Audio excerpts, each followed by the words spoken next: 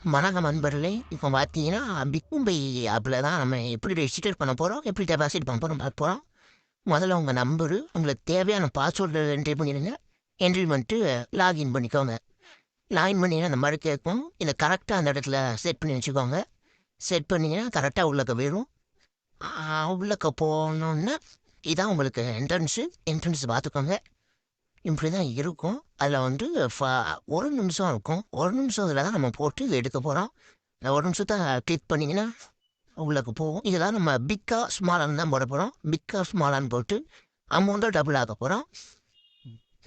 இத எப்படி டெபாசிட் பண்றது அப்படின்னு இந்த வீடியோல போடுவோம். அடுத்து எப்படி ரெஜிஸ்டர் பண்றதுன்னு எப்படி வித்ட்ராவல் பண்றதுன்னு 2வது போடுவோம்.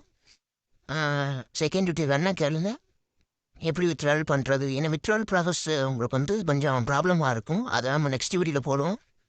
இப்போது நல்லா குடுத்துக்கிட்டு இருக்காங்க. நீங்க கண்டிப்பா லிங்க்க கீழ டிஸ்கிரிப்ஷன்ல இருக்கும். அந்த லிங்க்க தொட்டு ரிஜிஸ்டர் பண்ணிக்கோங்க.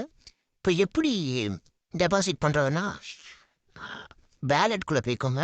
போயிட்டு இங்க டெபாசிட்ன்னு ஒரு ஆப்ஷன் இருக்கா? அத கிளிக் பண்ணிக்கோங்க. கிளிக் பண்ணிட்டு இன்ஸ்டன்ட் யுபிஐ கியூஆர்ன்னு இருக்கும் மேல 2வது ஆப்ஷனா இருக்கும். அத கிளிக் பண்ணிட்டு, இதில எதுல வேணா நீங்க குடுத்துக்கலாம். எந்த இதில எக்கச்சக்கமா இருக்குது.